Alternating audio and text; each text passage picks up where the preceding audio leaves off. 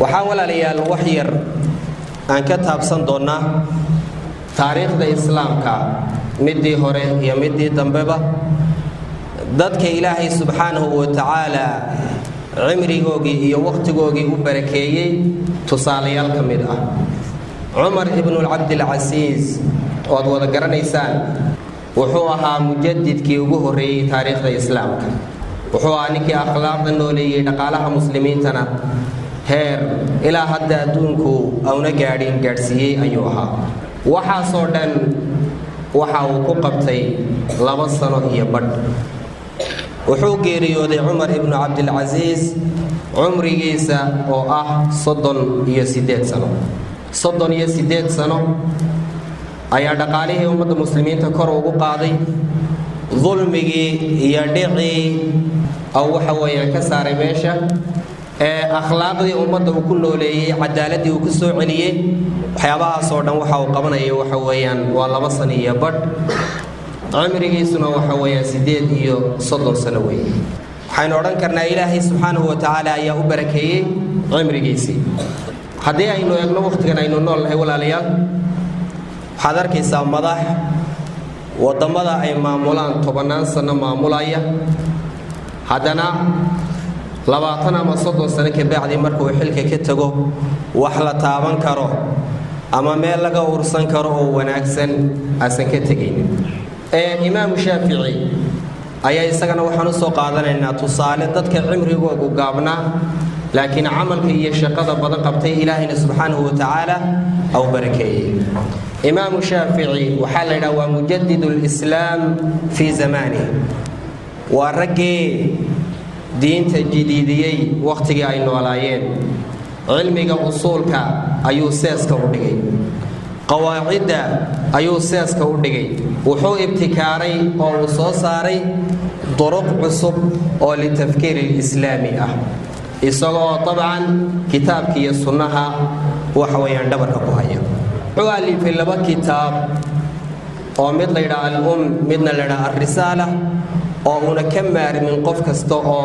علمي إنه برتو وبهذا إمام الشافعي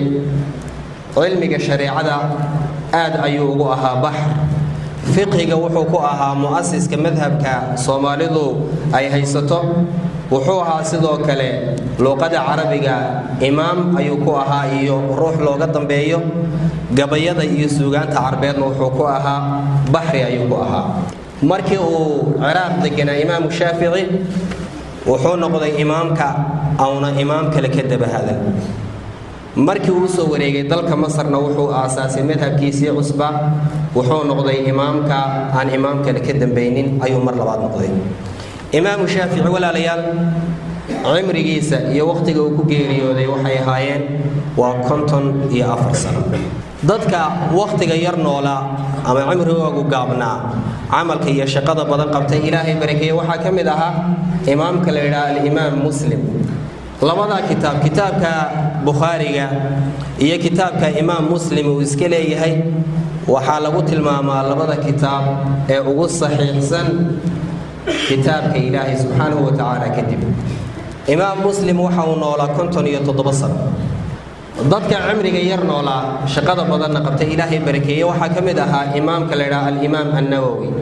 وهوها عالم موسوعية وعلوم كالدوان كتخصصي كتب فربضنا ألفي فن كسته وحكى ألف وحلورني وإمام في هذا الفن وإمام أيكوي هاي فنجا أي لورجري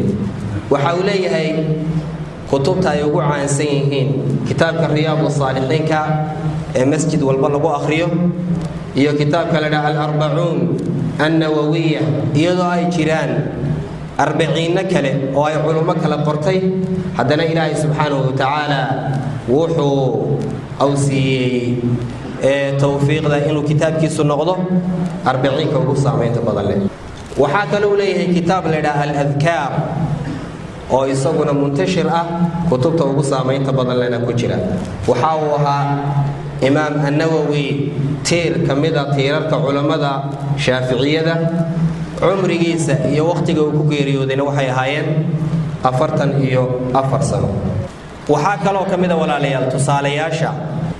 dadka ilaahay barakeeyey ee cimriga gaaban noola imaamka la yidhaha xujjatul islaam al-Ghazali wuxuu ahaa runtii nin mucjizo ku ah culumta oo dhan. wuxuu ahaa nin kaga duwan culummada kale islaamka barashada cilmiga la yidhaha falsafada. ka bacdina cilmigii ayuu dib u radiyey iyo raggii qoray isagoo waxa weeyaan u gargaaraya oo diinta islaamka difaacaya. waxaa ka mid ah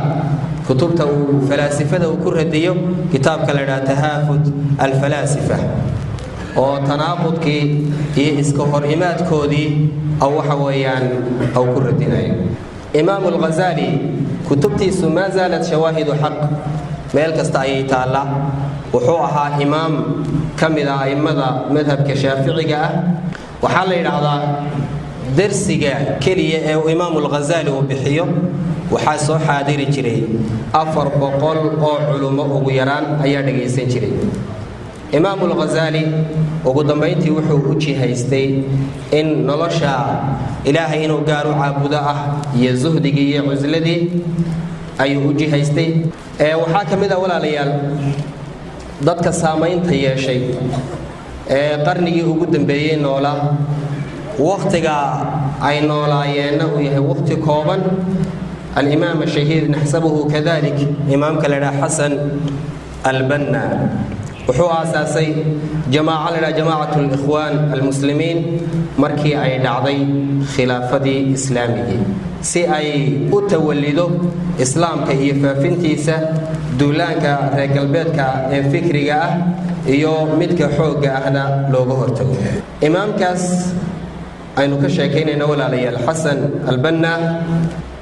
saamaynta dacwadeed ee uu caalamka ku yeeshay dalkiisa kuma ay koobnaanin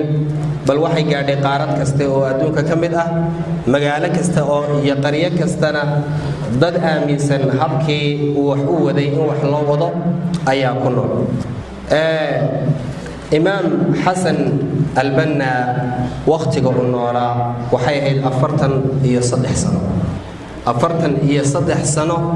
iyo saamaynta intaa leeg ee fil caalam alislaami isagoo tegay weli wixii uu aaminsanaa iyo fi afkaartii aw ku soo nooleynayay in dowlad islaam la helo weli dad ka shaqaynaya oo aaminsan ayaa adduunka jooga. waa 43 sano. ilaahay subxaanahu wa tacaala ayaa barakeeyey.